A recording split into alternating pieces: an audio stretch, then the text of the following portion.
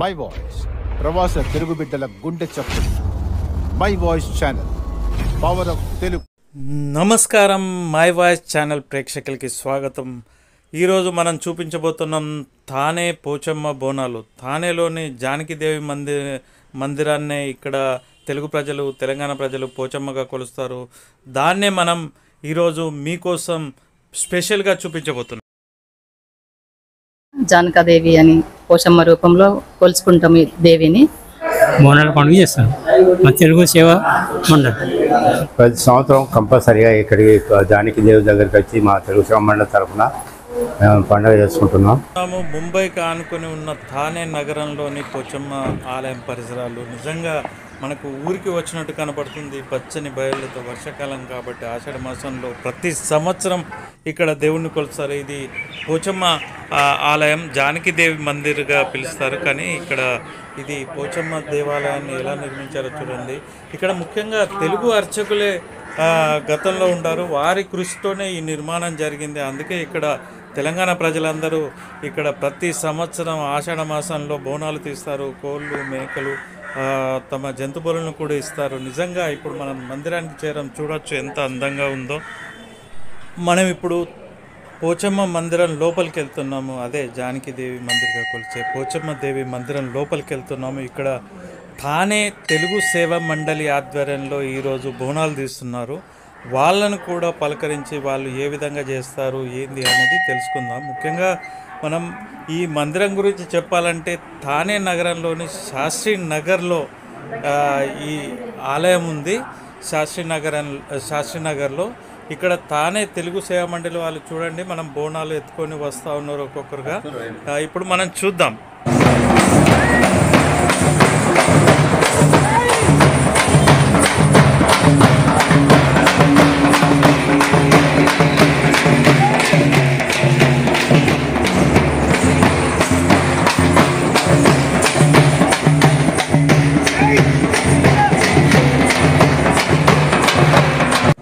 థానే తెలుగు సేవా మండలి ఆధ్వర్యంలో జరుగుతున్న ఈ బోనాల పండుగ నిజంగా కన్నుల పండుగగా జరుగుతుంది. మనం చూడొచ్చు, అనేక మంది తమ భక్తి శ్రద్ధలతో నెత్తిపై బోనాలు ఎత్తుకొని ఎలా గుడి చుట్టూ ఆ పోచమ్మ తల్లి చుట్టూరా తిరుగుతున్నారు, తమ మొక్కుబడులు చెల్లించుకుంటున్నారు. మనం చూడొచ్చు, చాలామంది పిల్లలు, పాపలు, పెద్దలు అందరూ వచ్చారు.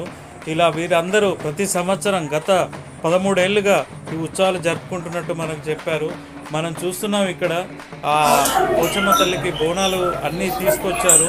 మనం ఏ విధంగానైతే తెలంగాణలో కొలుచుకుంటామో అదేవిధంగా ఇక్కడ కూడా వాళ్ళు తమ ఇంటి నుంచి నైవేద్యాలు తీసుకొని చూడండి ఇక్కడ అమ్మవారికి సమర్పిస్తున్నారు. ఇలాంటి నైవేద్యాలు వాళ్ళు తీసుకొచ్చినవన్నీ సమర్పిస్తున్నారు. మనము ఒక అందంగా ఒక పల్లెల్లో అలంకరించి ముఖ్యంగా పరమన్నం, బెల్లమన్నం అంటాం, అదేవిధంగా వేపాకు, ఈ విధంగా ఇప్పుడు మనం చూస్తున్నాము. ఏంటంటే మనం ఇప్పుడు మీకు చూపించబోతున్నాం ఆ పోచమ్మ తల్లి దివ్య స్వరూపాన్ని మనం చూడొచ్చు. ఇక్కడ ఆలయంలో మనకు దర్శనమిస్తున్నారు దివ్య స్వరూపం. ఆమె పోచమ్మ తల్లి ఆమె రూపాన్ని చూసే మనకు మన జన్మ ధరించిందని చెప్పుకోవచ్చు. మనం నిజంగా ధన్యులం. ఇక్కడ పోచమ్మ తల్లిని ప్రతి ఏటా ఆషాఢ మాసంలో ఎలాంటి రోగాల బారిన పడకుండా ఉండాలని ఈ తెలుగు సేవా మండలితో పాటు తెలంగాణ ప్రజలు కొలుస్తారు. ఇప్పుడు మనం చూస్తున్నాం, వీళ్ళు ఓటి నింపుతున్నారు, అంటే ఓడి బియ్యం పోస్తారు అమ్మవారికి.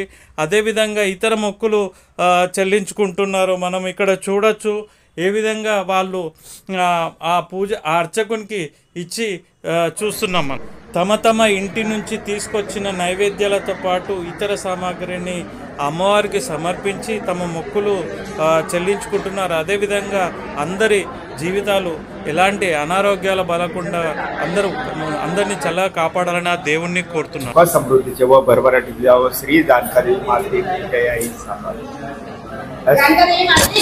జై పోచమ్మ తల్లికి, పోచమ్మ తల్లికి, పోచమ్మ తల్లికి జై. థానే తెలుగు సేవా మండలి పదాధికారులు మొక్కుబడులు చెల్లించుకున్నంత కోళ్ళు, మేకలు బలించేందుకు ఇక్కడ మనం చూడొచ్చు. అక్కడి పదాధికారులు అదేవిధంగా తమ ఇంటి నుంచి తీసుకొచ్చిన నైవేద్యాలతో పాటు కోళ్లను బలిస్తారు. మనం చూడొచ్చు. సంవత్సరం మన తెలుగు సమాజం మేమందరం కలిసి బోనాలు తీసుకుంటాం. ఇక్కడ జానకాదేవి అని పోషమ్మ రూపంలో కొలుచుకుంటాం ఈ దేవిని. ఆ తర్వాత ముత్తైదువులందరూ ఓడి బియ్యం చెల్లించుకుంటారు. వీలైనంత శ్రద్ధాభక్తులతో మేము చేయడానికి చూస్తాం. ధన్యవాదాలు. ప్రతి సంవత్సరం మేము ఇక్కడ జానకాదేవి అంటే తెలుగులో పోషమ్మ తల్లి, మహారాష్ట్రలో జానకాదేవి అంటాం.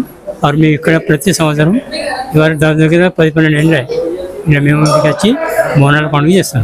మా తెలుగు సేవా మండలి. అంతే, నమస్కారం. గత 10 ఏళ్ళ నుండి మేము ఈ జానకీదేవి పోషమ్మ పండుగ మేము చేసుకుంటున్నాం.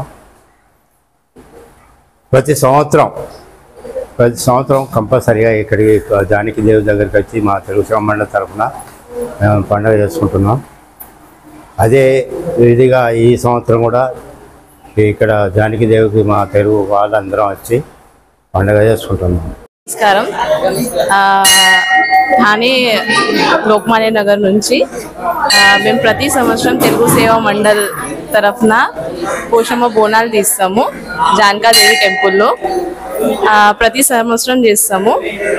కరోనా కారణంగా కొన్ని సంవత్సరాలు చేయలేదు, ఈ సంవత్సరం చేస్తున్నాము. బోనాలు తీస్తారు, పరమాన్నము నైవేద్యం పెడతారు. ప్రతి ఒక్కరు బోనాలు తీసుకొస్తారు, కోళ్ళను కోస్తారు, కోస్టోలు అందరు వస్తారు తెలుగు వాళ్ళు. ఇక్కడ మేము ప్రతి సంవత్సరం చేసుకుంటాము.